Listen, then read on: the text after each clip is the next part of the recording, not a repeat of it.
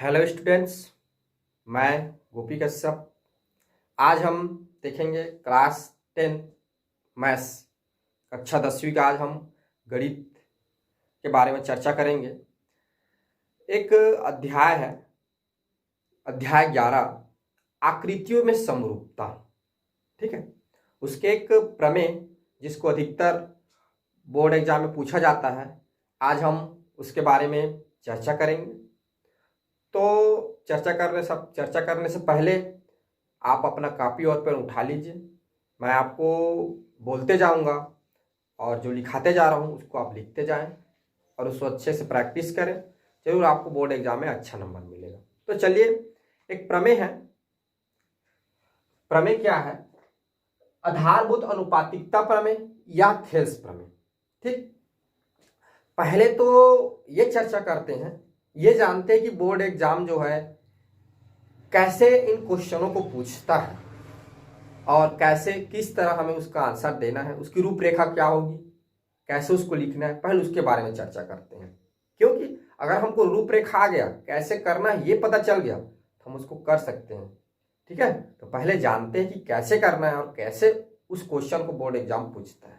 तो देखो, आधारभूत अनुपातिकता प्रमेय या थेल्स प्रमेय, इसको एक बोर्ड एग्जाम दो तरह से पूछता है।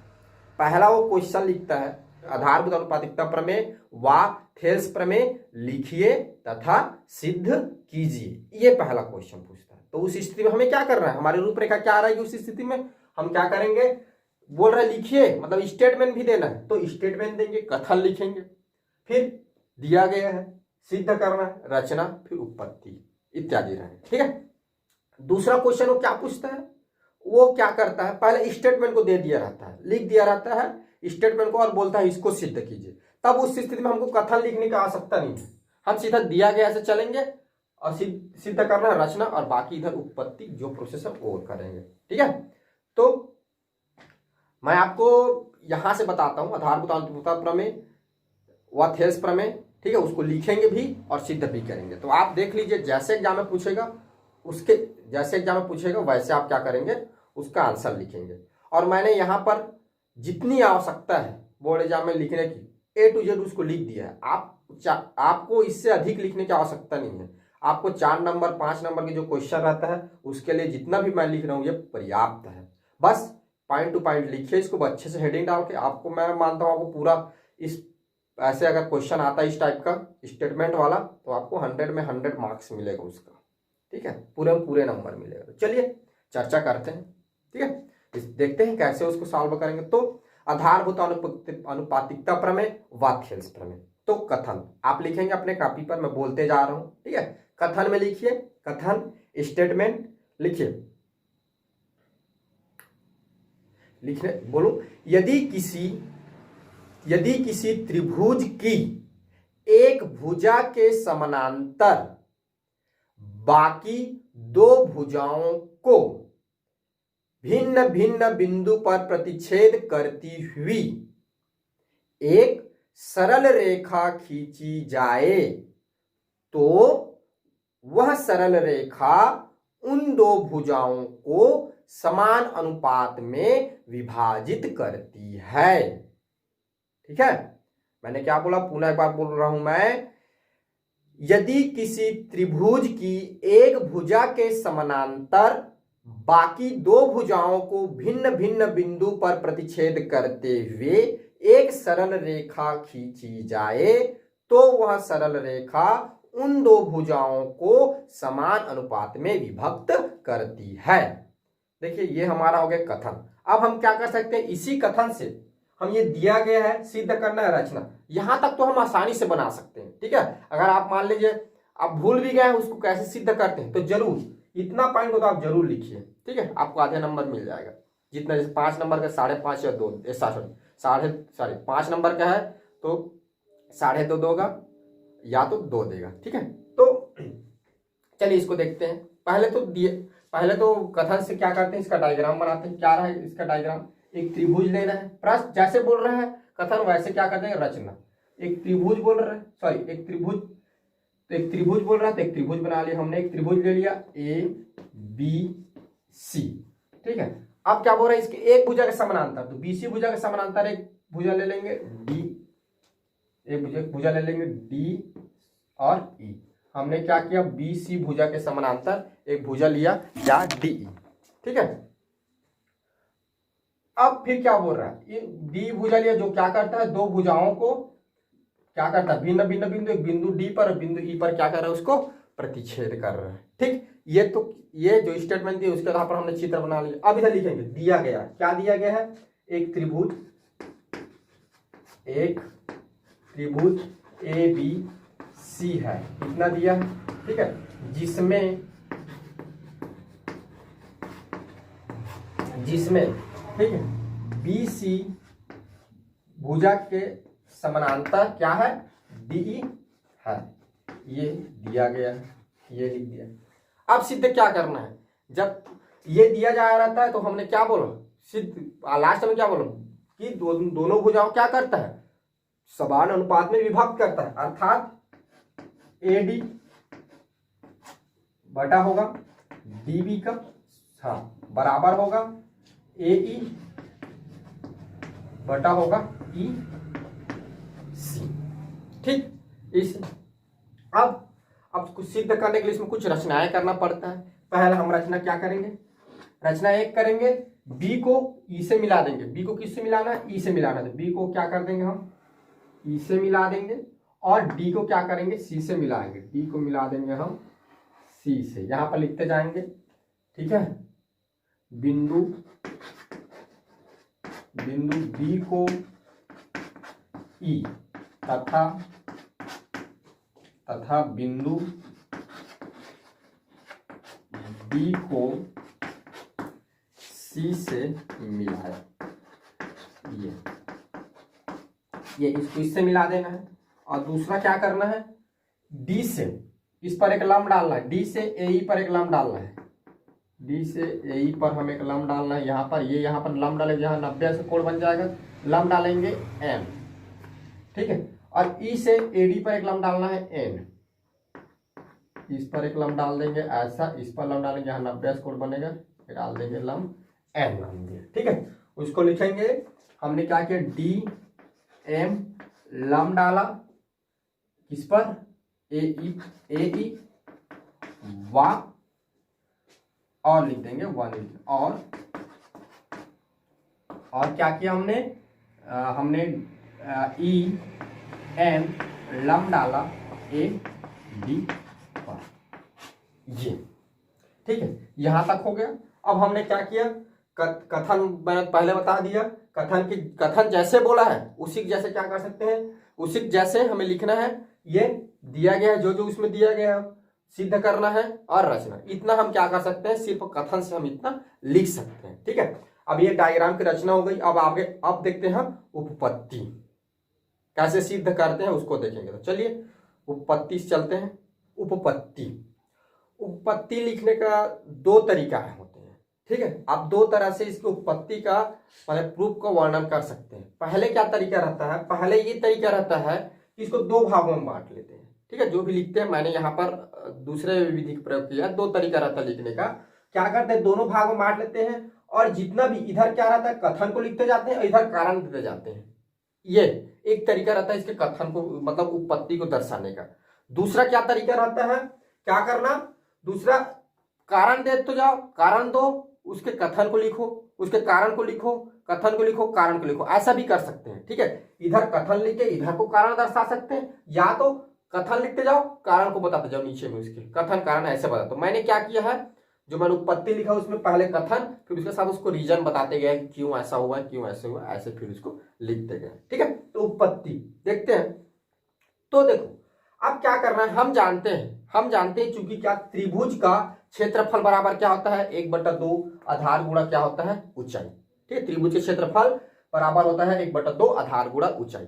अब क्या करेंगे, हम सिद्ध करने के लिए हमारे जो इस प्रमेय को क्या करेंगे, त्रिभुज ए डी ई का क्या करेंगे, एक बार पहले त्रिभुज ए डी ई का क्षेत्रफल का बटा करेंगे त्रिभुज बी डी ई का क्षेत्रफल, ठीक है, बी डी ई का क्षेत्रफल। फिर एक बार दूसरा लेंगे ए डी ई, त्रिभुज ए डी ई का क्षेत्रफल बटा हो जाएगा त्रिभुज डी ई सी का क्षेत्रफल। 2 बार क्या करेंगे, बटा करके लेंगे, फिर उसके बाद देखते हैं आगे। तो पहले मैंने क्या किया, त्रिभुज ए डी ई का क्षेत्रफल बटा त्रिभुज बी डी ई का क्षेत्रफल, ये त्रिभुज ए डी ई बटा त्रिभुज डी ई बी, ठीक है।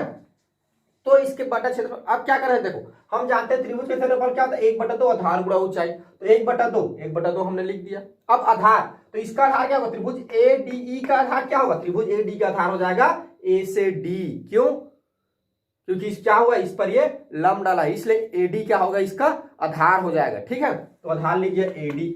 अब इस त्रिभुज ए डी ई का ऊंचाई क्या होगा, एडी का ऊंचाई क्या हो जाएगा, ई से एन। क्यों होगा, क्योंकि यहां पर क्या हुआ है, ये लंब डाला है, इसलिए क्या होगा, इसकी ऊंचाई होगा, ठीक है। तो इसका आधार हो जाएगा एडी और ऊंचाई हो जाएगा डी, सॉरी ऊंचाई हो जाएगा ई एन, एडी आधार और ई एन क्या हो जाएगा ऊंचाई। तो एडी इंटू क्या कर लिए हम, ई एन लिख दिए। अब फिर त्रिभुज बी डी ई का क्षेत्रफल, तो इसका क्षेत्रफल डी ई बी का क्षेत्रफल, तो इसकी क्या हो जाएगा आधार, इसकी आधार हो जाएगा डी बी, तो आधार हो जाएगा डी बी और इसकी ऊंचाई हो जाएगा ई से एन। तो हमने ये कर दिया। अब देखो यहां पर क्या है, ये 1/2 कर जाएगा, ई एन कर जाएगा, तो बच क्या गया, ए डी बटा डी बी, हमने ले लिया समीकरण नंबर 1, ठीक। अब त्रिभुज ए डी ई का क्षेत्रफल बटा त्रिभुज डी ई सी का क्षेत्रफल। अब क्या करेंगे, इस बड़ा वाला त्रिभुज ए डी ई में लेंगे और फिर डी ई सी का क्षेत्रफल अब इसमें लेंगे, ठीक है।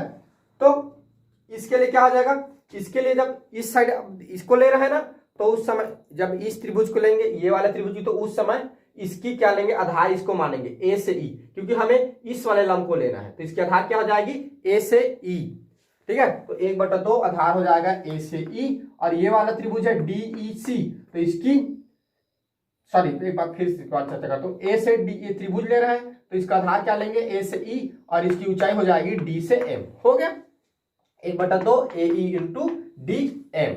अब त्रिभुज डी ई सी का क्षेत्रफल, तो डी ई सी का क्षेत्रफल, तो इसका क्षेत्रफल तो 1/2 आधार, इसका आधार हो जाएगा ई से सी, ये वाला इसका आधार हो जाएगा, और ऊंचाई होगा इसके डी से एम, क्योंकि ये क्या है, इस पर लंब डाला है, तो हम क्या करते हैं, त्रिभुज में उसके जो ऊंचाई जो लंब डाल रहा था उसको क्या मान लेते हैं, हम ऊंचाई मानते हैं, जो लंब डाल रहा था उसको ऊंचाई लेते हैं, तो इसकी क्या हो जाएगी, ऊंचाई डी से एम हो जाएगी, ठीक। तो मैंने लिख दिया ये 1/2 ई सी इंटू डी एम। तो देखो यहाँ पर भी 1/2 ऊपर नीचे से कट जाएगा, ये डीएम कट जाएगा, तो क्या बच गया, ए ई बटा ई सी, ठीक, क्लियर, ए ई बटा ई सी, समीकरण नंबर 2 ले लिया। आप देख, तो चूंकि यहां पर क्या होगा, त्रिभुज डी, देखो त्रिभुज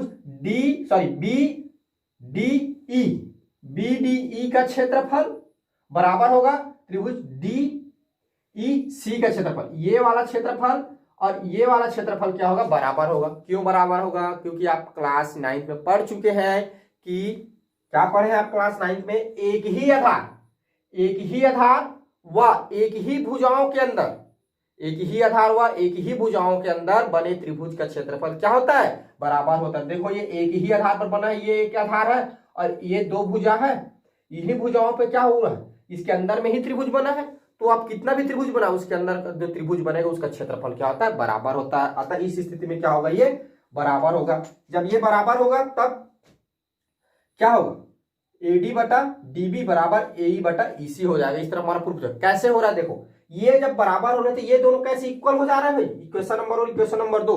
देखो मैंने जो बराबर की इक्वेशन नंबर 3 दी, यहाँ पर थोड़ी सी चलता कर पीछे चले जाओ आप, थोड़ा सा यहाँ पर देखते हैं क्या हो रहा है। देखो त्रिभुज ए डी ई का क्षेत्रफल ये ऊपर में लिखा है, यहाँ भी क्या त्रिभुज ए डी ई का क्षेत्रफल लिखा है।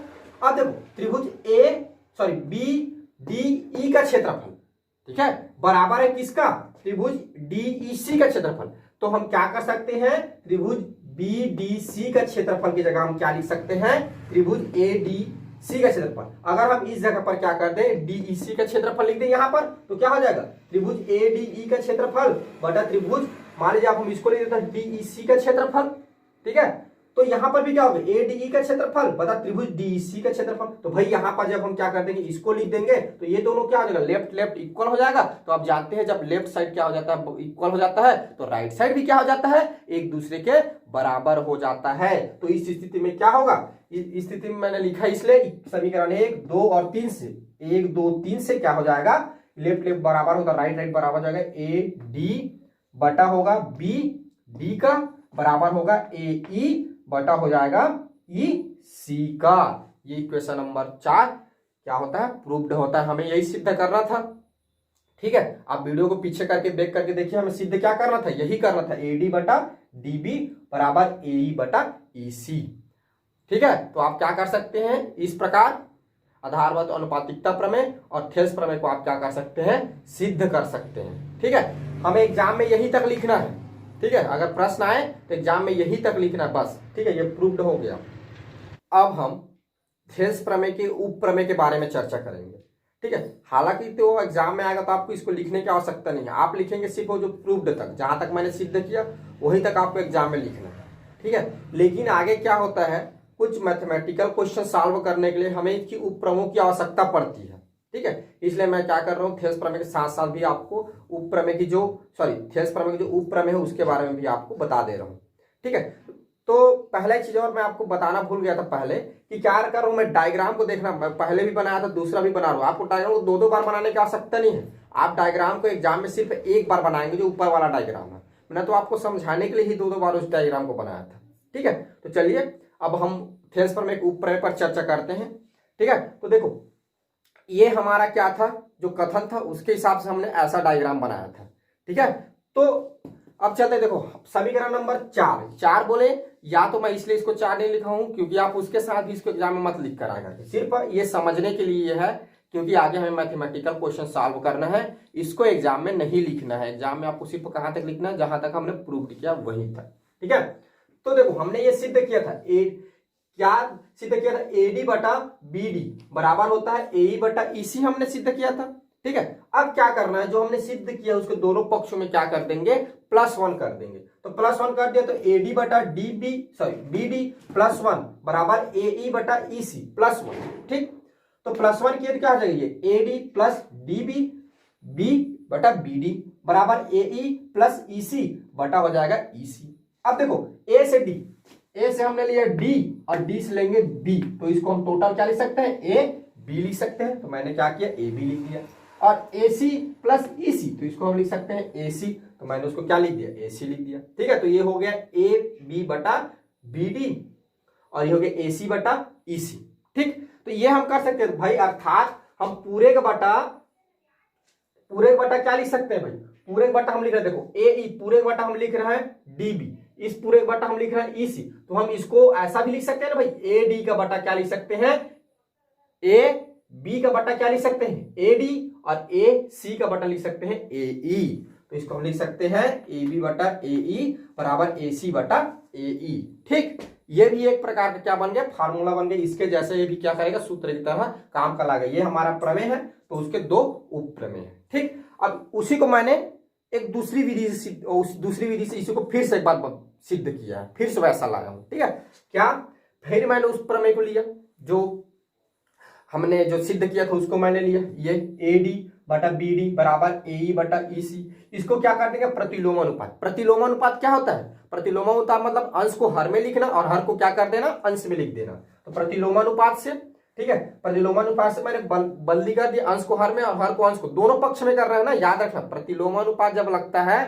तो दोनों पक्ष में लगता है, लेफ्ट साइड और राइट साइड, ऐसा नहीं कि लेफ्ट साइड लगा राइट साइड, मतलब दोनों पक्ष में लगाना है, लेफ्ट और राइट में। तो मैंने क्या किया, दोनों पक्ष बदल दिया, तो ये हो गया बी डी बटा ए डी बराबर ई सी बटा ए ई। ठीक है, अब फिर यहाँ पर दोनों पक्षों में +1 जोड़ने पर, तो बी डी बटा ए डी +1 और ई सी ए ई +1। ठीक है, तो ये जुड़ेगा तो क्या आ जाएगा, B D plus A D बटा ए डी बराबर ई सी प्लस ए ई बटा ई सी।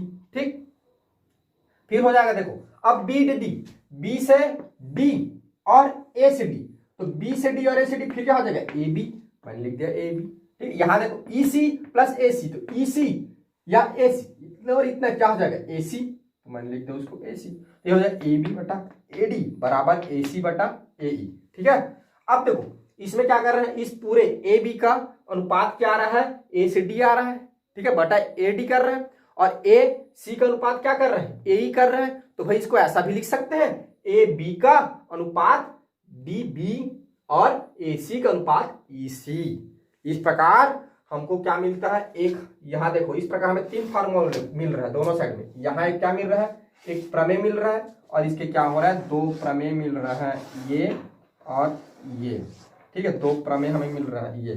ठीक है, इसको थोड़ा सा मैं यहाँ अच्छे लिखता हूँ ये। ठीक है, इस प्रकार हमें क्या मिल रहा है, ये देखो ये। ठीक है, ये। ठीक है, ये हमें क्या मिल रहा है, ये इस प्रकार हमें क्या मिल रहा है, 3 फार्मूला मिल रहा है। ठीक है, 1, 2 और 3। ठीक है, वही सेम चीज क्या है इधर भी है। मतलब हम बोल सकते हैं, अब देखो इन तीनों प्रमेय को याद करने का तरीका क्या है, पहले को याद रखना है तो हम ये बोल सकते हैं कि कोई भी त्रिभुज है, उस त्रिभुज की एक भुजा के समानांतर 2 भुजाओं पर कोई रेखा खींची गई है, तो उन भुजाओं को समान अनुपात में विभक्त करता है। ये AD बटा क्या होगा, DB, AE बटा EC। ये बोल सकते हैं, ये पहले को याद रखने के लिए होगा। अब इसको कैसे याद रख सकते हैं, इसको ये याद रख सकते हैं कि कोई त्रिभुज है जिसके क्या हुआ, एक भुजा के समानांतर कोई रेखा खींची गई है और दोनों भुजाओं को क्या करता है, किसी बिंदु पर समान अनुपात में विभाजित करता है। तब उस स्थिति में क्या होता है, ये पूरा A से D का अनुपात बटा AE और AC पूरा का अनुपात का पूरा का बटा क्या लिख सकते हैं, AE। याद रखना, जब ये पूरा भुजा लेंगे तो इसमें भी पूरा भुजा लेंगे, इस वाले भुजा को लेंगे तो इस वाले भी भुजा को लेना है। ठीक है, जब एक बार पूरा भुजा लेंगे, इस साइड पूरा भुजा लेंगे, तो उसी दिन जब ये वाला भुजा लेंगे D से B तक, तो इस D से B तक, तो इसमें भी क्या करेंगे, E से C तक लेना है। ये याद रखना है, ऐसा नहीं कि एक बार इसको ले लो या इसको ले लो, ऐसा नहीं। अगर इस भुजा को ले रहा है तो ये वाला भुजा को लेंगे, इस भुजा को ले रहा है तो ये वाला भुजा को लेंगे। इसका अनुपात ये होगा तो इसका अनुपात उस स्थिति, सॉरी इसका अनुपात ये करेंगे तो इसका अनुपात ये होगा। ठीक है, तो ये याद रखना है। ये क्या हो, जब मैथमेटिकल क्वेश्चन सॉल्व करोगे आगे आएगा आपके प्रश्नावली पर, तब ये आपका क्या होगा, काम आएगा। ठीक है, मैं फिर से बोल रहा हूँ, इसको एग्जाम में नहीं लिखना है। और पहले मैंने क्या किया था, डबल डायग्राम बनाया था, पर उत्पत्ति में एक बार दिया गया मैं, तो आप सिर्फ क्या करना, जो पहले जो डायग्राम बना था उसी को बनाना है, जो उत्पत्ति में जो मैंने डायग्राम बना था उसको मत लिखना। ठीक है, सिर्फ एक डायग्राम बनाना है। ठीक, और इसको एग्जाम में नहीं लिखना है, एग्जाम में कहां तक लिखना है, जो मैंने सिद्ध किया था वही तक ही लिखना है। ये बस आपको मैथमेटिकल क्वेश्चन सॉल्व करने में आपको आसानी हो करके क्या कर रहा हूं, मैं इसको बता रहा हूं। ठीक है, अगर आपको समझ में ना आए तो इस वीडियो को पुनः शुरू से एक बार फिर देखिए और इसको बार बार प्रैक्टिस कीजिए। ये जो क्वेश्चन है ये अधिकतर बोर्ड एग्जाम में क्या किया जाता है, इसको पूछा जाता है अधिकतर से अधिकतर। आप क्वेश्चन पेपर देखेंगे तो आपको समझ में आ जाएगा कि किस तरह इस जो क्वेश्चन है इसको एग्जाम में पूछा जा रहा है। तो ठीक है, अब आज के लिए ठीक है, धन्यवाद।